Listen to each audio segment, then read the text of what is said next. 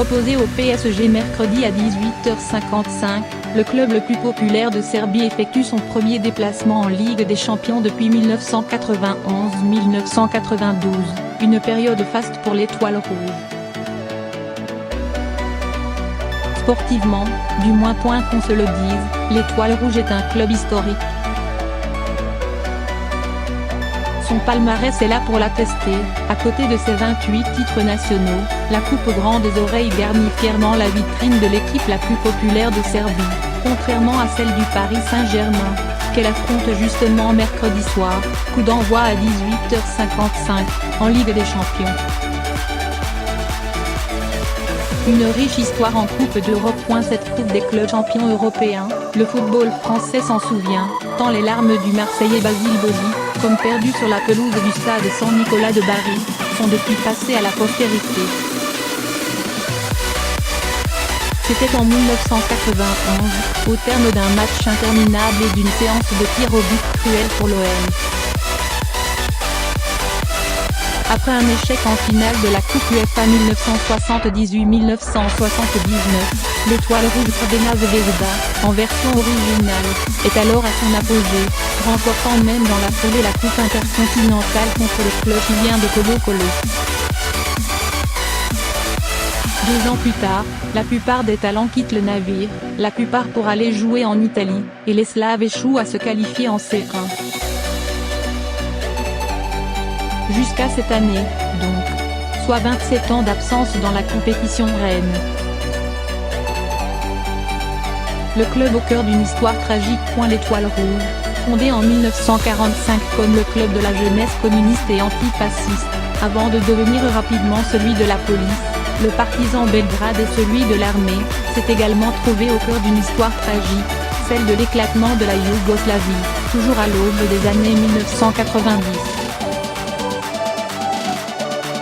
À cette époque, l'unité de l'État vacille, et les tribunes s'en font l'écho.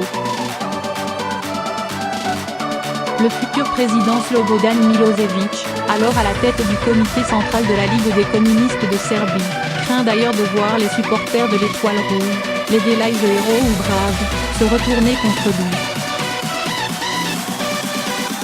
Chef paramilitaire et criminel ardemment recherché par Interpol, Željko Ražnatović, plus connu sous le pseudonyme d'Arkan, est alors chargé, dès 1986, d'infiltrer le groupe, d'en prendre la tête, et de le transformer en milice prête à en découdre, comme le raconte Le Monde dans un récent article.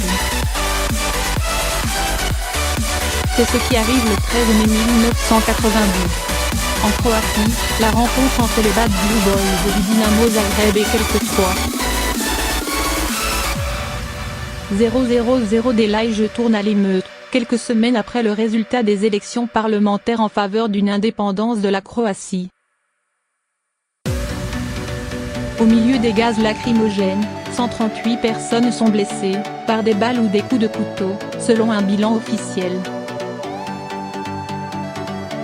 L'image qui reste, c'est aussi celle de Zvonimir Boban, le capitaine du Dinamo, qui envoie un grand coup de pied à un policier en train de molester un de ses supporters. En Croatie, l'événement est même considéré comme le déclencheur symbolique de la guerre d'indépendance croate, qui s'ouvre officiellement en août, et qui se déroule jusqu'en 1995.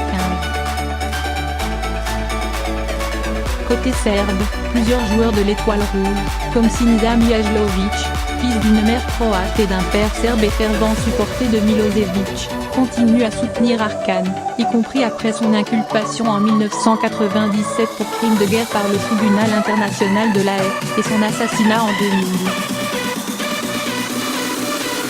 Miné par ses hooligans, criblé par les dettes. Aujourd'hui encore, la tribune nord du Maracana, le stade de l'Étoile rouge, reste le théâtre de revendications nationalistes, notamment en ce qui concerne le Kosovo.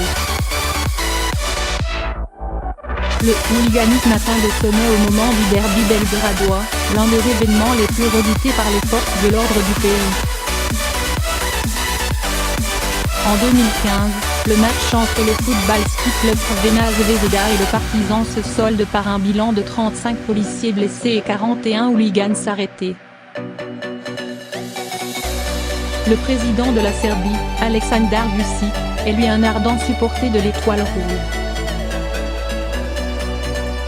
En 2014, alors qu'il est encore vice-premier ministre, c'est lui qui annonce le soutien financier apporté par l'État au club, qui a accumulé près de 60 millions d'euros de dettes.